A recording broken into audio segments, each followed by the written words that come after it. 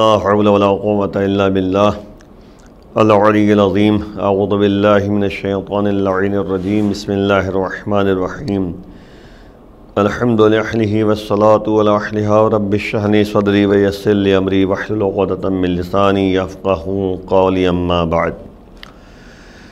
اعزائے گرامی، امام حسن عسکری علیہ السلام ہمارے اور آپ کے 11ویں امام کی ولادت بسعادت تمام اہل بیت کے چاہنے والوں کے لیے مبارکباد، بالخصوص ہمارے اور آپ کے آخری امام آخر الزماں علیہ السلام عجل اللہ فرجہ الشریف کی بارگاہ میں ان کے والد گرامی کی ولادت بسعادت بہت بہت مبارک ہو۔ ظاہر سی بات ہے کہ اگر ان کا دور اٹھا کر آپ دیکھیے تو ان کی ولادت روایت کے مطابق جو ہے 232 میں اور شہادت جو ہے 260 میں۔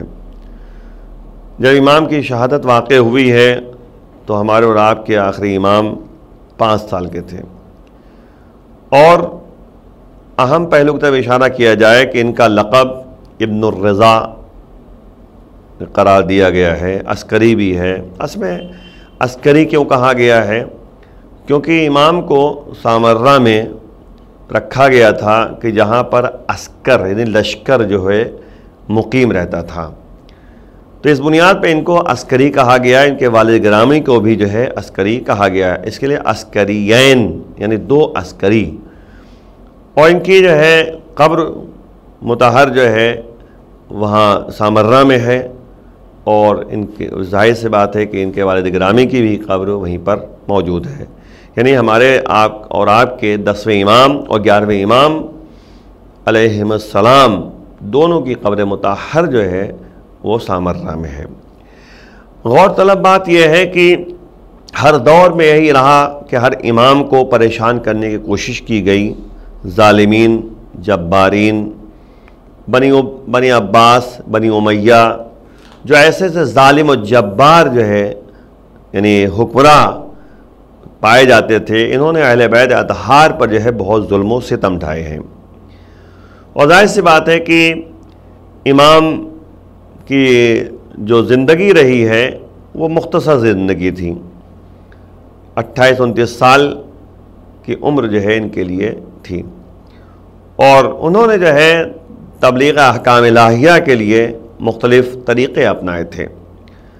خاموشی سے، کیونکہ تقیہ کا دور تھا، یوں کہا جائے تقیہ، کیونکہ امام کے اوپر نگرانی بہت تھی، نظارت بہت تھی۔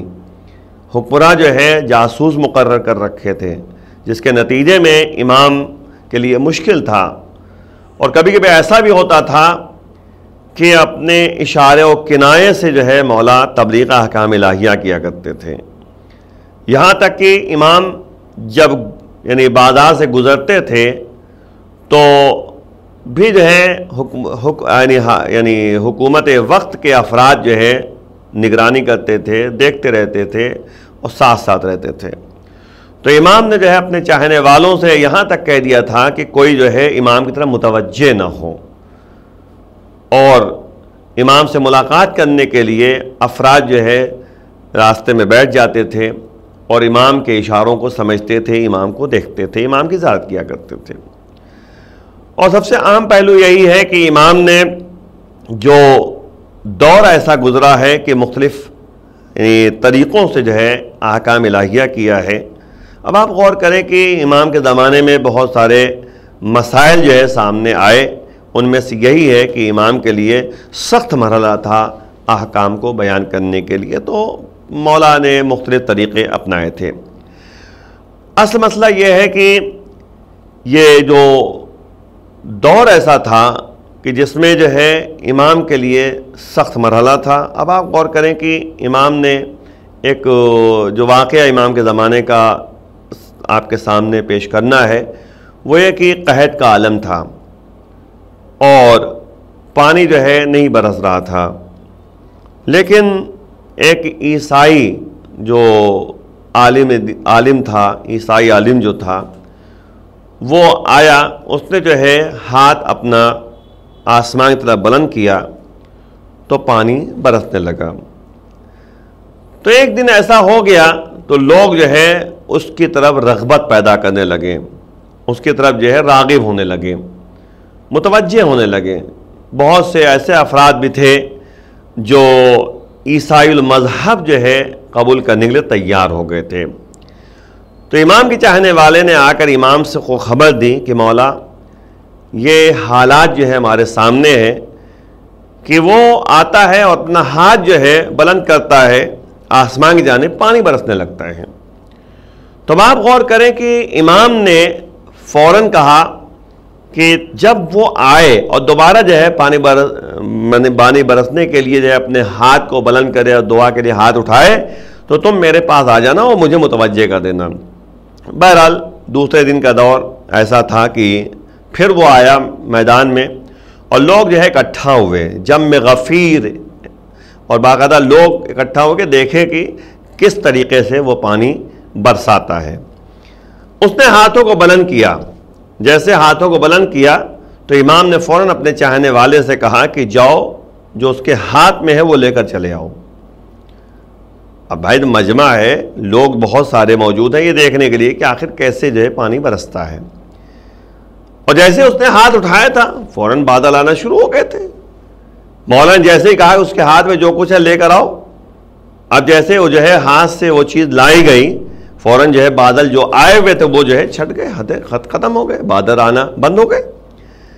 اب وہ کیا تھی؟ ایک ہڈی تھی جو امام کی خدمت میں لا کے پیش کی گئی۔ امام نے لوگوں سے کہا کہ دیکھو اب جو ہے اس سے کہو کہ یہ پانی برسائے۔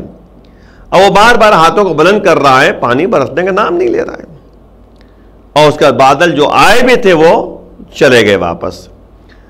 تو امام نے جو ہے فوراً جو ہے مجمع عام میں خطاب کیا کہ دیکھو یہ ایک نبی کی ہڈی تھی، کسی نبی کی ہڈی ہے جو اس کے ہاتھ لگ گئی، اور وہ جیسے ہڈی جو ہے آسمان کی طرف جو ہے بلند کرتا ہے دکھاتا ہے، ویسے جو ہے اس ہڈی کی برکت سے اسی کی وجہ سے پانی برسنے لگتا ہے۔ اور یہ اس کا کمال نہیں ہے، یہ نبی کی ہڈی کا ایک کمال ہے جو پروردگار کی بارگاہ میں اس کو وسیلہ قرار دیا جاتا ہے۔ اب آپ غور کریں کہ جب ایک نبی کی ہڈی کا اتنا اثر ہے تو پھر اہل بیت اطہار جو اللہ کے خاص الخاص بندے ہیں، کیا ان کو اگر وسیلہ قرار دیا جائے گا کیا دعا قبول نہیں ہوگی؟ اسی لیے آپ دیکھیں کہ قرآن نے کہا وَلِلَّهِ الْأَسْمَاءُ الْحُسْنَى فَادْعُوهُ بِهَا، اللہ کے کچھ نیک نام ہیں، اس کے لیے اس کے ذریعے جو ہے اللہ کو تم پکارو۔ تو امام نے فرمایا، ہماروں کے چھٹے امام نے ارشاد فرمایا کہ وَاللَّهِ نَحْنُ أَسْمَاءُ الْحُسْنَى، قسم بخدا ہم اہل بیت اسماء حسنہ ہیں، یعنی اسماء حسنہ کے ذریعے دعا مانگنے کا جو ہے حکم دیا گیا ہے۔ اللہ کو پکارو تو اہل بیت کو وسیلہ قرار دینا چاہیے۔ بہرحال تو اب جو ہے تو امام نے فرمایا کہ یہ ہڈی تھی جس کی وجہ سے یہ پانی برس رہا تھا، تو اب جو ہے مولا نے اس ہڈی کو دفنا دیا، اور پھر جو ہے کہتے کہ یہ کہا اس سے کہ آپ پانی برساؤ، لیکن وہ ہاتھ جیسے بلند کر رہا ہے پانی برسنے کا نام نہیں لے رہا ہے، بادل آ ہی نہیں رہے ہیں۔ اب لوگوں کو یقین ہو گیا امام کی بات پر۔ پھر امام نے کہا کہ اب دیکھو اب جو ہے میں دعا کرتا ہوں پانی برسے گا۔ مولا نے ہاتھ اٹھایا اور فوراً جو ہے بادل آنے شروع ہو گئے، لوگ اپنے گھر کو جانے لگے۔ تو مولا نے کہا نہیں ابھی تم لوگ گھر نہ جاؤ، جب ہم کہیں گے تب گھر جانا، یہ فلاں شہر میں پانی برسے گا۔ اب آپ غور کریں کہ مولا نے اپنے اختیارات کو بھی بیان کر رہے ہیں کہ اللہ نے ہمیں کتنا اختیار دیا ہے۔ کیا آپ دیکھیں کہ مولا نے جو ہے اس بادل کو اشارہ کیا تو وہ فلاں شہر جا کے برس رہا ہے، پھر ہاتھوں کو بلند کیا دعا کے لیے، پھر جو ہے بادل آنے شروع ہو گئے۔ تو مولا نے کہا کہ اب یہ فلاں شہر میں پانی برسے گا، پھر جو ہے دعا کے لیے ہاتھ اٹھایا، پھر کہا کہ یہ فلاں شہر میں پانی برسے گا۔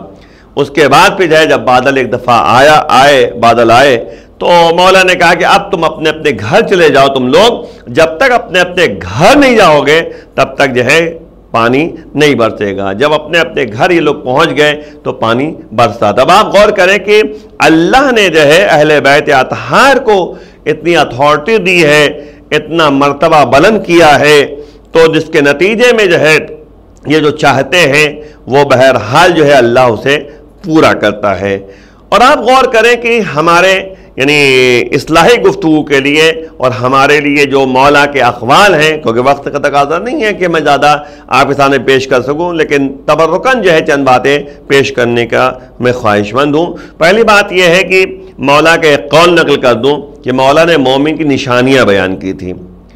مولا نے جو ہے ہمارا آپ کے 11ویں امام علیہ السلام نے جو ہے کہا کہ مومن کے لیے نشانیاں بیان کر رہے ہیں مولا۔ پہلی چیز بیان کر رہے ہیں کہ بسم اللہ الرحمن الرحیم بلند آواز سے پڑھو، یعنی جب بھی بسم اللہ پڑھو تو بلند آواز سے پڑھو، یعنی چاہے نماز میں ہو اور چاہے عام حالات میں ہو، بسم اللہ بلند آواز سے پڑھو۔ دوسری جو ہے مومن نشانی بیان کر رہے ہیں کہ ہمارا مومن جو ہوتا ہے، چاہنے والا جو ہوتا ہے، اللہ کا ایمان مومن جو ہوتا ہے، وہ جو اللہ پہ ایمان لاتا ہے، اس کی نشانی یہ ہے کہ وہ 51 رکعت نماز پڑھتا ہے۔ یعنی مولا نے متوجہ کیا ہے کہ ایمان کا مطلب جو ہے حقیقی مومن اسی کو کہتے ہیں کہ جو 51 رکعت نماز پڑھتا ہو۔ 17 رکعت واجب ہے اور 34 رکعت جو ہے مستحب نماز ہے۔ بہرحال جو ہے یہ آپ غور کریں گے، 17 رکعت جو ہے واجب ہے اور 34 رکعت مستحب ہے۔ تو اہمیت بیان کر رہے ہیں کہ ایمان والا کون ہوتا ہے، وہ مولا متوجہ کر رہے ہیں۔ تیسری نشانی مولا فرما رہے ہیں کہ خاک پر سجدہ کرتا ہو، تو مولا نے کہا کہ خاک پر سجدہ کرتا ہو، ہے نا۔ تو اگر کوئی جو ہے خاک شفا پہ سجدہ کرے، اس کی اہمیت کتنی بڑھ جائے گی، خاک کربلا پر سجدہ کرے کتنی اہمیت بڑھ جائے گی۔ تو ہمیں متوجہ کیا جا رہا ہے کہ دیکھو اہمیت بیان کی جا رہی ہے ایمان والوں کی۔ چوتھی صفت مولا نے فرمائی کہ ہمارا یعنی چاہنے والا اور ایمان والا جو ہے وہی ہوتا ہے جو زیارت اربعین پڑھتا ہے۔ تب آپ غور کریں، زیارت اربعین، زیارت اربعین کیا ہے؟ زیارت اربعین جو ہے یعنی 40 دن گزر گئے عاشور کے بعد، یعنی 20 صفر کو ایک زیارت پڑھنا۔ اچھا، اس کی طرف متوجہ بھی مولا اس طرح کر رہے ہیں تاکہ ہم زیارت جب پڑھیں تو اس میں دیکھیں کہ ہم جو صفتیں جو ہے مولا کی طرف متوجہ کر رہے ہیں اس کی طرف جو ہے ہم متوجہ رہیں۔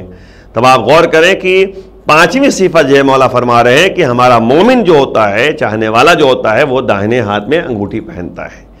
تو آپ غور کریں کہ ایمان والا یہ ہے۔ اور پھر دوسری حدیث آپ کے سامنے بیان کر دو جلدی سے، آپ کے سامنے وقت تقاضا نہیں ہے، کہ مولا فرما رہے ہیں ہمارے آپ کے 11ویں امام علیہ السلام کہ اپنے زندگی کو جو ہے 4 حصوں میں تقسیم کروں، 4 حصوں میں جو ہے اپنی زندگی کو، اپنے امور زندگی کو معین کرو، 4 حصوں میں تقسیم کروں۔ ایک یہ ہے کہ اللہ کے عبادت کے لیے، ایک یہ ہے کہ تم جو ہے پرسنل زندگی کے لیے، پرسنل مانے اپنی ذاتی امور کے لیے، اور تیسری جو ہے صورتحال یہ کہ اپنے بزنس کے لیے، اور چوتھی جو ہے کہتے کہ جو تقسیم بندی ہے امور زندگی کے لیے وہ یہ ہے کہ تم صلہ رحم کرو، یعنی اپنے رشتہ داروں، اپنے احباب، اپنے جو ہے دوست، ان سب سے ملاقات کے لیے معین کرو۔ اب آپ غور کریں کہ ایسے تھوڑی ہو سکتا ہے کہ آپ کہیں کہ مطلب ہو سکتا ہے آپ کہیں کہ 6 گھنٹے کیسے معین کریں، تو 6 گھنٹہ نہیں، ایسی کوئی بات نہیں ہے۔ آپ جو ہے اپنے تجارت کے لیے، اپنے بزنس کے لیے جتنا ٹائم نکال پاتے ہو، 6 گھنٹہ ہے، 10 گھنٹہ ہے، جتنا بھی ہو، 10 گھنٹہ آپ نے وہ نکال لیا۔ اس کے بعد جو ہے آپ نے جو ہے نجی زندگی کے لیے، اپنی ذاتی زندگی کے لیے سونا ہے نا، آرام کرنا ہے، آپ نے جو ہے 8 گھنٹے نکال دیا، تو یہ 18 گھنٹے ہو گئے، ٹھیک ہے نا۔ اب 18 گھنٹے ہو گئے تو اب بچے کتنے آپ کے پاس؟ بھائی 24 گھنٹے میں جو ہے 18 گھنٹے آپ کے رہ گئے، تو 6 گھنٹے بچے مثلاً، تو 6 گھنٹے میں جو ہے آپ 3 گھنٹے مثلا تو آپ نے جو ہے یعنی دن بھر میں جو ہے اللہ کی عبادت کرنی ہے۔ 17 رکعت تو واجب ہے نا، 51 رکعت ٹوٹل ہے، جو 36 رکعت مستحب ہے۔ اگر مان لیتے ہیں 51 رکعت نماز پڑھنی ہے تو آپ جو ہے بہت ٹائم دیں گے، ٹوٹل ملا کے جو ہے 2.5 گھنٹے مان لیجیے آپ نے 2 سے 2.5 گھنٹے آپ نے اس میں دے دیا۔ اب آپ کے پاس جو ہے جو 3 ساڑھے 3 گھنٹے آپ کے پاس بچے ہوئے ہیں، اس میں جو ہے آپ دوست احباب رشتہ داروں سے ملنے کا جو ہے معین کیجئے، کیونکہ ظاہر سی بات ہے صلہ رحم کرنا جو ہے بہت اہمیت کا حامل ہے۔ رشتہ داروں سے قطع تعلق نہ کرنا، رشتہ داروں کا خیال کرنا، ماں باپ کا خیال کرنا، یہ سب جو ہے کہتے ہیں امور زندگی میں شامل ہے۔ اب آپ غور کریں صلہ رحم سے فائدہ کیا ہے؟ سب سے پہلا فائدہ جلی صاحب کے سامنے وہ یہی ہے کہ مال میں برکت ہوتی ہے، عمر میں اضافہ ہوتا ہے نا، رشتہ داری بڑھتی ہے، آپس میں میل محبت قائم ہوتی ہے، اور جس کے نتیجے میں انسان کی زندگی خوشگوار گزرتی ہے۔ اور صلہ رحم کے لیے ضروری نہیں کہ پیسہ خرچ ہو تو تبھی صلہ رحم ہے، کم سے کم صلہ رحم کی یہ بات ہے کہ تم جو ہے کم سے کم سلام کر کے دعا لے لو، ملاقات کر لو، مسکرا کے جو ہے بات کر لو۔ یہی جو ہے اخلاق حسنہ کا بہترین معیار ہے کہ انسان سلام کرے اور مسکرا کے بات کرے۔ بہرحال جو ہے یہ دو قول ہم نے آپ کے سامنے بیان کیے مولا کے، جس کی طرف ہمیں متوجہ کیا جا رہا ہے، تو پھر امور زندگی کو غور کریں گے۔ محبت اہل بیت ہمارا جو ہے یعنی جو فریضہ ہے وہ یہی ہے کہ من احب بنا فلیعمل بعملنا، جو ہم اہل بیت سے محبت کرتا ہے اس کے ضروری ہے کہ وہ ہماری سیرت کو اپنائے، یعنی اہل بیت اطہار کی سیرت کو اپنائے۔ یہ ہمارے اور آپ کے چھٹے امام جعفر صادق علیہ السلام ارشاد فرماتے ہیں، اور قول کونوا لنا زینا ولا تکونوا علینا شینا، ہمارے لیے تم زینت کے سبب بنو، عیب دار نہ بنو۔ بہرحال جو ہے ہم امام کی ولادت بسعادت کو تمام قطع عالم اسلام کے لیے جو ہے بالخصوص وقت کے امام کے لیے جو ہے بہت بہت مبارک ہو، اور ہمیں جو ہے ان کی سیرت طیبہ، ان کے اقوال پر عمل کرنے کی توفیق پروردگار ہمیں عطا فرمائے، اور امام کے ظہور میں تعجیل فرمائے۔ وآخر دعوانا الحمدللہ رب العالمین۔ السلام علیکم ورحمۃ اللہ وبرکاتہ۔